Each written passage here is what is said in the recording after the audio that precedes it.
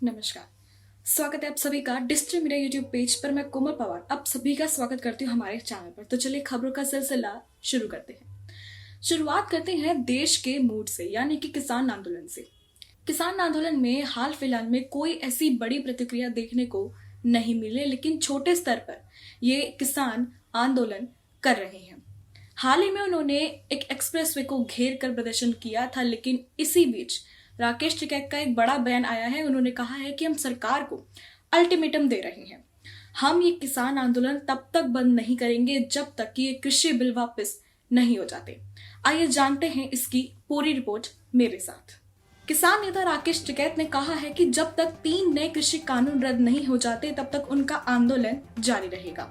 केंद्र ने नए कृषि कानूनों के खिलाफ दिल्ली की सीमाओं पर किसानों के आंदोलन के 100 दिन पूरे होने के मौके पर यहां रामराज कस्बे में आयोजित कार्यक्रम में टिकैत ने ये कहा था।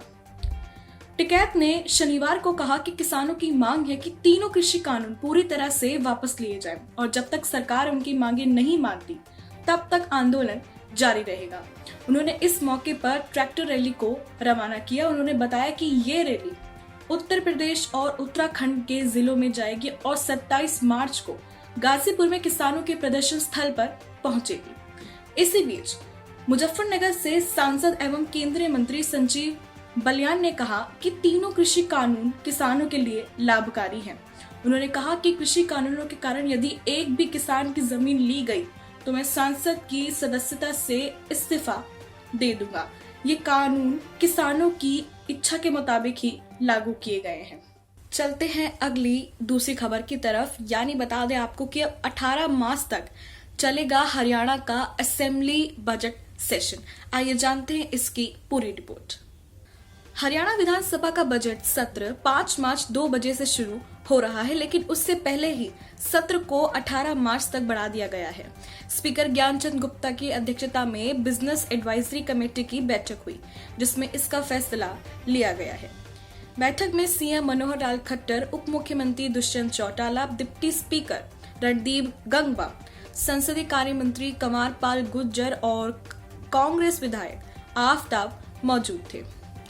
हरियाणा असेंबली में 12 मार्च को सदन में बजट पेश होगा। सेशन का प्रस्तावित शेड्यूल बीएससी की बैठक में बदल गया है। बजट सत्र की शुरुआत राज्यपाल एसएन आर्य के अभिभाषण से होगी। इस बीच बजट सत्र हंगामेदार होने के आसार हैं। मुख्य विपक्षी पार्टी कांग्रेस ने शोक प्रस्तावों के बाद ही 3 कृषि कानूनों के विरोध में किसान आंदोलन के पक्ष में खट्टर सरकार के खिलाफ अविश्वास प्रस्ताव लाने का ऐलान किया है। उधर सीएम ने बजट सत्र से पहले ही विपक्ष के मुंह से कई मुद्दे छीनने की कोशिश की है। राज्य सरकार ने पिछले दिनों प्राइवेट नौकरियों में स्थानीय लोगों को 75% आरक्षण का प्रावधान कर गुस्से के शांत कराने की कोशिश की है। तो ये थी सांसद परिषद से जुड़ी हुई पूरी रिपोर्ट।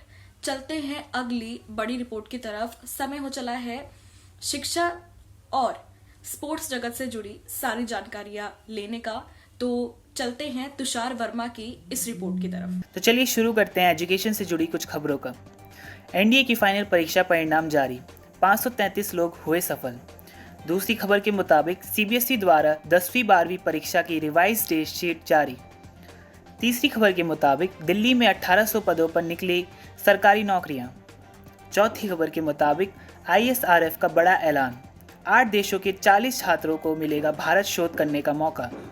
और पांचवी खबर के मुताबिक क्यूएस रैंकिंग 2020 में आईआईएम इंदौर समेत 7 आईआईएम शामिल। तो ये थी आज की कुछ महत्वपूर्ण एजुकेशन जानकारी। तो चलिए शुरू करते हैं स्पोर्ट्स से जुड़ी कुछ खबरों का।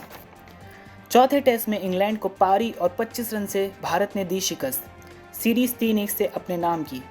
दूसरी खबर के मुताबिक सबसे ज़्यादा विकेट के मामले में एम्ब्रोस को पीछे छोड़ा, अक्षर डेब्यू सीरीज में सबसे ज़्यादा विकेट लेने वाले गेंदबाज बने। तीसरी खबर के मुताबिक आईसीसी टेस्ट चैंपियनशिप में भारत की भिड़ंत न्यूजीलैंड से। 18 जून से लंदन के लॉर्ड्स क्रिकेट ग्राउंड पर होगा फाइनल मुकाबला। चौथी खबर के मुताबिक स्विस ओपन के फाइनल में पीवी सिंधु की भिड़ंत स्पेन की कैरोलिना मरीन से। आज होगी खिताबी भिड़ंत। पांचवी खबर के मुताबिक स्पेन में चल रहे बॉक्सिंग चैंपियनशिप में Olympic qualified Ashish Kumar corona positive. इस कारण सुमित और हसमुद्दीन को फाइनल खेलने से रोक दिया गया। तो ये थी मेरे सहयोगी तुषार वर्मा की रिपोर्ट। चलते हैं अगली बड़ी खबरों की तरफ। वक्त हो चला है स्वास्थ्य जगत और मनोरंजन से जुड़ी जानकारियों का। चलते हैं काजल गुप्ता की इस रिपोर्ट की तरफ। प्रियंका चोपड़ा ने शुरू किया है नया बिजनेस। न्यूयॉर्क के लोगों को खिलाएंगी भारत का खाना। वे अपना खुद का रेस्टोरेंट खोलने वाली हैं। बढ़ते हैं अगली खबर की तरफ। पहली Indo Polish film no means no का ट्रेलर मिड डे इंडिया के यूट्यूब चैनल पर रिलीज हो चुका है। रिलीज के बाद ये ट्रेलर काफ़ी चर्चा में है। बढ़ते हैं अगली खबर की तरफ। शाहरुख खान अपनी अपकमिंग फिल्म पठान को लेकर काफ़ी व्यस्त चल रहे हैं। इसके बावजूद दिल्ली में शाहरुख खान अपने माता पिता की कब्र पर सजदा करने पहुंचे। सामने आई कई भावुक तस्वीरें। बढ़ते हैं अगली खबर की तरफ। कंगना रनावत ने तापसी पन्नू के ट्वीट का रिप्लाई देते हुए कहा, तुम हमेशा सस्ती ही रहोगी। छापेमारी को लेकर तापसी पन्नू ने किया था ट्वीट। बढ़ते हैं अगली खबर की तरफ। ड्रीम गर्ल हेमा मालिनी ने मुंबई के कपूर अस्पताल में ली कोरोना वैक्सीन। शनिवार को अपने ट्वीट हैंडल पर शेयर की तस्वीरें। धन्यवाद। मैं काजल गुप्ता, डिजिटल मीडिया। तो ये थी मेरे सहयोगी काजल गुप्ता की रिपोर्ट। चलते हैं अमीषा शर्मा की राज्य चुनावों के रिपोर्ट की तरफ। केंद्रीय कृषि मंत्री नरेंद्र सिंह तोमर ने शनिवार को एक बार फिर कृषि कानून की आलोचना करने पर विपक्ष पर बरसे और कहा कि जो इस कानून का विरोध कर रहे हैं उन्हें इस कानून की जानकारी ढंग से नहीं है। मोदी सरकार किसानों के कल्याण के लिए प्रतिबद्ध है। हम कानून में सुधार करने के लिए तैयार हैं, लेकिन आप इसे गलत ना कहें क्योंकि कोई भी इसका सकारात्मक जवाब देने की स्थिति में नहीं है।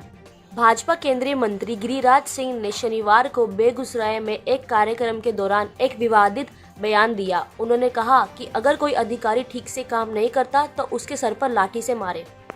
तमिलनाडु विधानसभा के लिए डीएमके और सीपीआई के बीच सीटों पर 2 बार बातचीत होने के बाद भी कोई नतीजा नहीं निकला। सीपीआई के राज्य महासचिव के बालाकृष्णन ने कहा, द्रमुक ने कुछ सीटें ऑफर की हैं, लेकिन सीपीआई इससे ज्यादा चाहती है। हम नेताओं के साथ इस बारे में बात करेंगे और सूचित करेंगे। आपको बता दें, दोनों पार्टियों के बीच सीटों के बंटवारे पर तीसरा दौर की बातचीत भी होगी। तमिलनाडु में एडीएमके ने शुक्रवार को विधानसभा चुनाव के लिए अपनी सहयोगी दल भाजपा को 20 सीटें दी। हालांकि यह अन्य सहयोगी दल पीएमके से 3 सीटें कम है। अमित शाह ने कन्याकुमारी में बड़ा रोड शो किया। तो ये थी मेरे सहयोगी अमीषा शर्मा की रिपोर्ट। तो ये थी कुछ महत्वपूर्ण जानकारियां जिनका जानना आपका बेहद जरूरी था। तो अगर ये वीडियो पसंद आए इसे लाइक करें, शेयर करें, अपने परिवार वालों के साथ इसे बांटना बिल्कुल ना भूलें। फिलहाल मुझे दीजिए इजाजत। बने रहिए डिजिटल मीडिया के साथ। नमस्कार।